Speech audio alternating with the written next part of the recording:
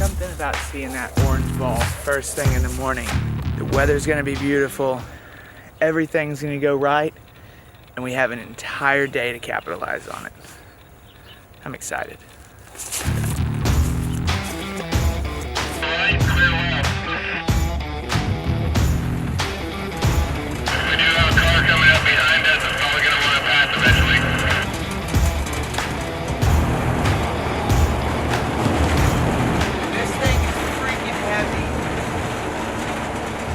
On a one-ton chassis and it's like a boat. And like stop. Can't see out. But it's armored. If somebody shoots at it, it ain't coming through.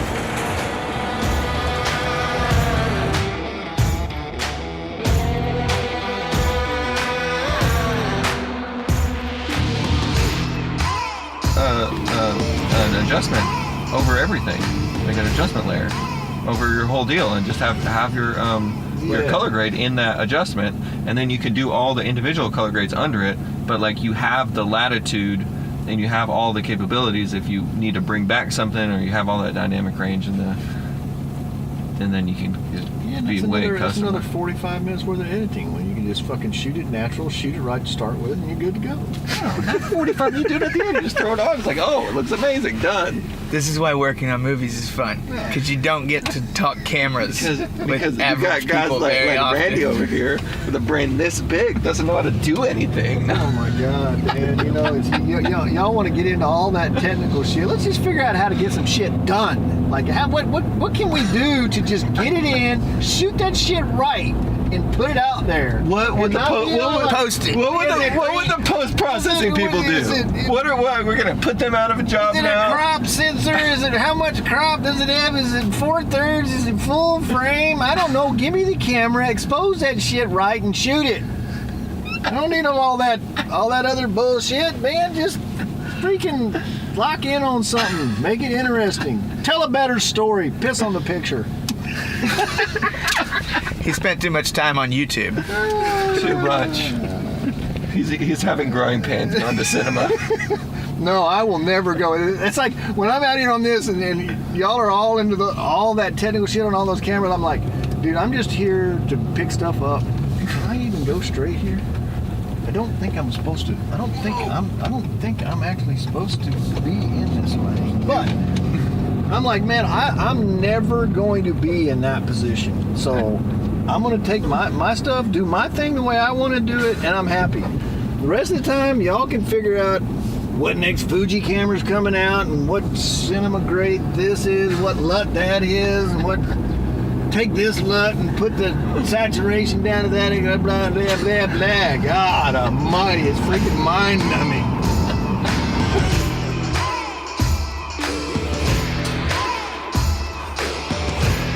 This place is like full of old military vehicles. We're on an airsoft field right now. And something cool is going to be going on here, but I'm just getting excited looking at it. We got a load barrel.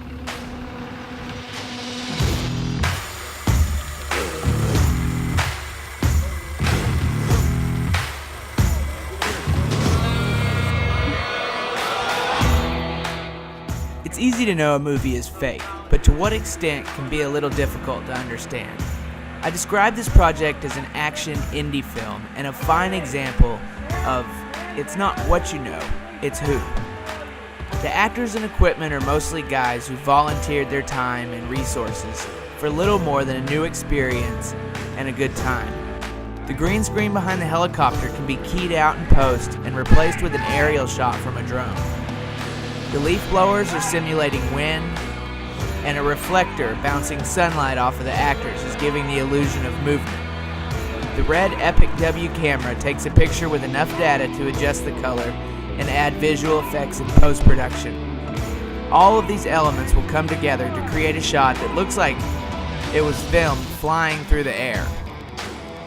Now, some things just can't be faked, so the chopper buzzed over a few times, and I can safely say that everyone got a kick out of it, and the final product.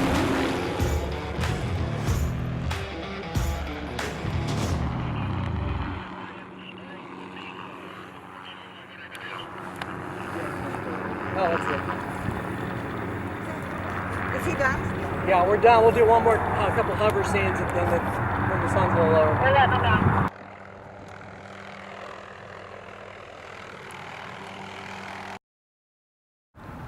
Sun's going down kind of early right now. It's about 5 o'clock.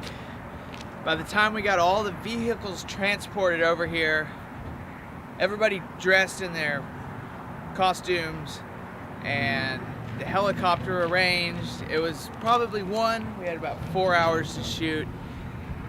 And it went amazingly smooth. We got some really awesome shots. Like, it's not every day you get to play with a red and fly helicopters around. We're all cleaning up right now, and I'm not really sure what's coming tomorrow. But Baggett, aren't you supposed to be helping? I'm supposed to be, yeah. Aren't you supposed to be helping with some of this stuff? I'm coming. I don't want to leave you, man. You're burning all the props up. It'd be nice if you'd help a little bit. Golly. Anyways, I think I might be having some regrets for not joining the military when I was younger. Like, these are cool toys. Now he has an audience watching him do his job. So I don't think I've ever driven a real Humvee either. Like, these things are heavy. Everything's heavy. But they kind of feel like they could go over anything. They just don't really stop. Oh, fun fact about Humvees. There is no parking gear. It is just neutral, drive, first and second, and an emergency brake. Seriously should have joined the military. I mean, I got 100% on the ASVAB, and they offered me anything I wanted, and for some reason I didn't do it because I had this issue with the whole reason of it existing to kill people, but it also protects our country. So I don't know, I've gone through a lot of different moral phases in life,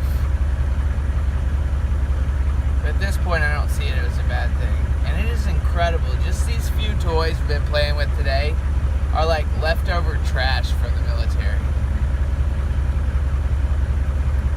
that they created just for themselves.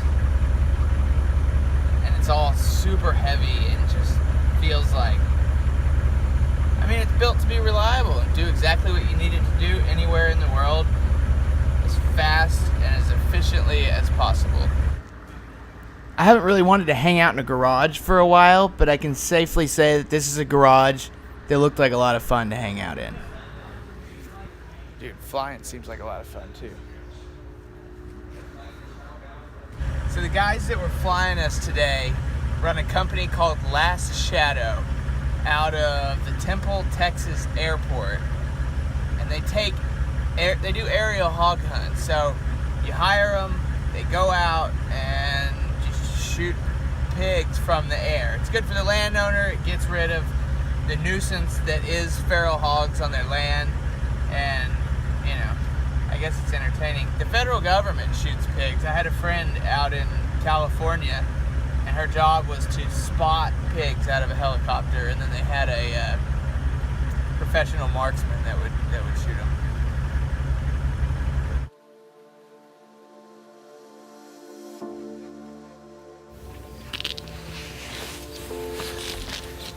So, I don't know about y'all, but yesterday, I mean, that was super fun. Sun up to sundown, driving awesome vehicles, a helicopter flying in. I love doing that kind of stuff. And a camera, like a few of my favorite things. But I have a concern with telling fictitious stories. So, at one point in time, I had to limit the number of fiction books I was reading because I would start mixing up the truth with fantasy. And Hollywood concerns me on that. When we watch a really exciting movie, we all know it's fake. But if we see it enough times, it starts to seem real to us. And our perception of the world is kind of shaped by that. I realized it down on the border. Like, why am I scared of Mexico? I have no reason to be. And the only reason is because of media. seeing the killing, seeing movies where the bad guys are coming from Mexico and the good guys are in America. I mean, I guess it's patriotic to a certain extent, but it shaped my perception of the world in a unrealistic way. So as much fun as it was shooting all that stuff, it's a little bit of a mental challenge, moral challenge. Like, I like telling real world stories, but at the same time, film can be a way for us to escape. Watching a movie can take us to a place that we can't go on our own. And I really think that's what it's all about. So I guess for the end of this, I'm just gonna say, be careful with what you watch and make sure to draw that line between reality and fantasy. Alright guys, this is the end. Thank you so much for watching. I will see y'all very soon. And actually, you know, it's a new day. We gotta go out and keep on shooting. This story has not been told yet, whether it's real or not.